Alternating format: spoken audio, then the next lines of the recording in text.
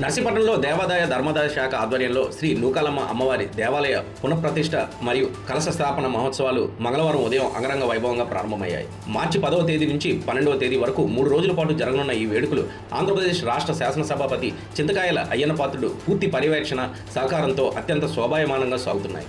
మొదటి రోజు ఉదయం 9 గంటల నుండి యాగశాల ప్రవేశం, విఘ్నేశ్వర పూజ, పునరావచనం, పంచగవ్యం, అఖండ దీపారాధన తదితర విశేష కార్యక్రమాలను వేద పండితులు శాస్త్రోక్తంగా నిర్వహించారు.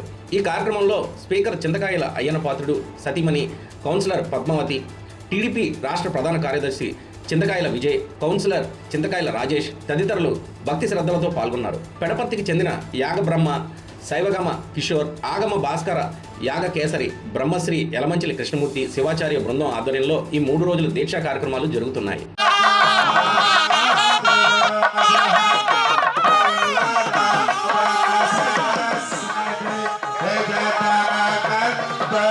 అప్పటి నుంచి ఏ కార్యక్రమం వచ్చినా మా ఇంట్లో పెళ్ళిళ్ళు కానీ ఏ కార్యక్రమం వచ్చినా గురువు గారే దగ్గర చేస్తూ ఉంటారు.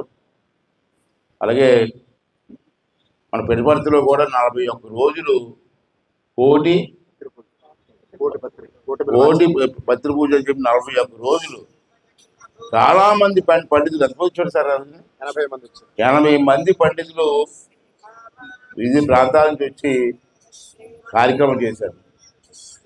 ఆ కార్యక్రమం నేను కూడా 41 రోజులు 3 రోజులు వెళ్ళాను. నేను కూడా అంటే ఉదయం సాయంత్రం వరకు ఉన్నాం. బ్రహ్మాండంగా జరిగింది.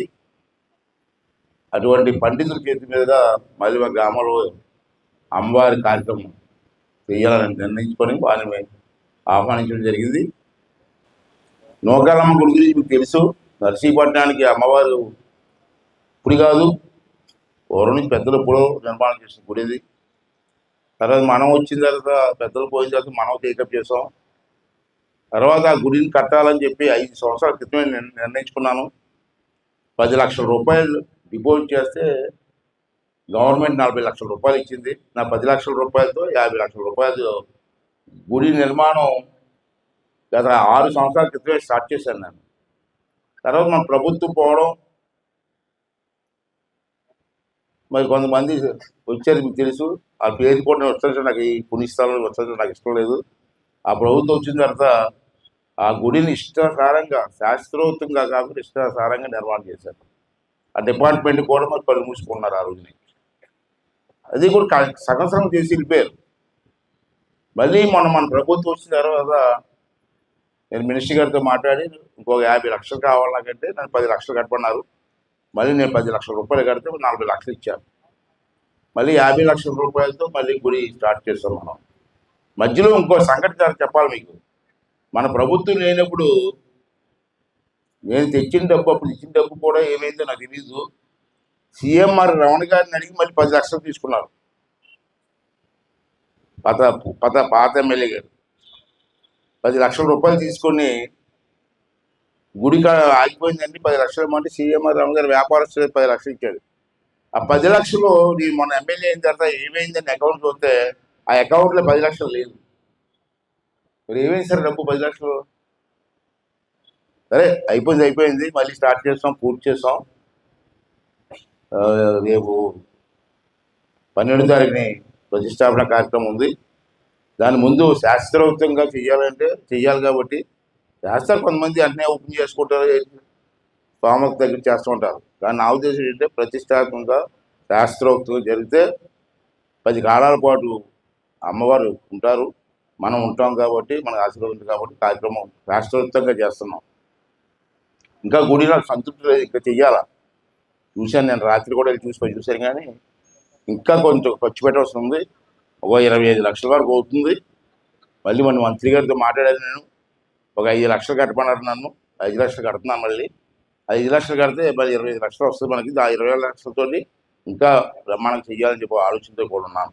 అది నేను కోరేది ఏంటంటే మీకు చెప్పడం కోసం తెలియాలి. రమణ గారు ఇచ్చిన డబ్బులు ఏమైపోయిందండి, అకౌంట్లో లేదని అడగాలి కదా. అమ్మవారి పేరు మీద అమ్మవారి కోసం తీసుకున్న డబ్బు ఆడితే అది బ్రతుకేమవుతాడికి? అలాంటివి అడగరు మీరు. సరే, నేను దాని గురించి వద్దు, ఇంకా కార్యక్రమాలకు వస్తాను. శ్రీ గణేశాయ నమః. నర్సీపట్టణంలో నవ్యనూతనంగా నిర్మాణం చేసినటువంటి శ్రీ నూకాలమ్మ అమ్మవారి యొక్క దేవాలయ ప్రతిష్టా కార్యక్రమం 3 రోజుల దీక్షతో ఈరోజు ఉదయం ప్రారంభమైంది. ఈరోజు జరిగే కార్యక్రమాలు యాగశాలలో జరుగుతూ సాయంత్రం హోమ కార్యక్రమాలు, ధ్వజారోహణ కార్యక్రమాలు జరుగుతాయి. రేపు ఉదయం వాస్తు శాంతి జరుగుతుంది. రేపు సాయంత్రం అనగా బుధవారం రేపు సాయంత్రం 5 గంటలకి దర్శీపట్టణం గ్రామంలో వెలిసినటువంటి మహిళామణులు సువాసిని స్త్రీల చేత అమ్మవారికి ఘటాభిషేకం జరుగుతుంది. ఈ కార్యక్రమం చాలా విశేషమైనది. ప్రతి గృహము అష్టైశ్వర్యాలతో ప్రకాశించాలని కోరుతూ గ్రామాన్ని సంరక్షించే దేవత గ్రామదేవత కనుక అటువంటి గ్రామదేవతకి మన చేత్తో పసుపు కుంకుమ నీళ్లు పోస్తే ఆ గృహం అంతా కూడా ఆయురారోగ్యైశ్వర్యాలతో ఉంటుంది. అందుచేత రేపు సాయంత్రం 5 గంటలకి పట్టణంలో ఉన్నటువంటి సువాసిని స్త్రీలందరూ కూడా అయ్యప్ప స్వామి ఆలయ ఇక్కడ గ్రౌండ్లో ఉన్నటువంటి యాగశాల దగ్గర నుంచి బయలుదేరి ఆ అమ్మవారి ఆలయానికి నూకాలమ్మ అమ్మవారి ఆలయానికి దగ్గరికి వెళ్ళి అక్కడ ఈ పసుపు కుంకుమ నీళ్లు ఘటాభిషేక కార్యక్రమం జరుగుతుంది కనుక అందరూ కూడా ఇళ్ల దగ్గర నుంచి కలశలు తెచ్చుకోవాలి. కలశలు తెచ్చుకుంటే ఇక్కడ జలాలు గంగా, యమున, నర్మదా, సింధు, కావేరి, గోదావరి జలాలతో ఇక్కడ చక్కగా ఉదక శాంతి కార్యక్రమం చేసి ఆ ఉదక శాంతి నీళ్లు ఈ నీళ్ళన్నీ పట్టుకుని అక్కడికి వెళ్ళి అభిషేక కార్యక్రమం చేసుకుంటాం. అట్లాగే 12వ తారీఖు ఉదయం 9:14 మన అయ్యన్నపాత్రుడు గారు, పద్మావతి గారు దంపతుల చేత వారి కుటుంబ సభ్యులచే అమ్మవారికి బంగారు యంత్రంతో అమ్మవారికి విగ్రహ ప్రతిష్టా కార్యక్రమం చేసి తదుపరి అందరికీ కూడా అన్న సమారాధన కార్యక్రమం దేవాలయం దగ్గరే అన్న సమారాధన కార్యక్రమం చేస్తారు. ఈ ఉత్సవాలలో భాగంగా ఆ రోజు సాయంత్రం గరగలను బయటికి తీసుకొచ్చి ఉత్సవం చేసే కార్యక్రమం కూడా ఉంటుంది.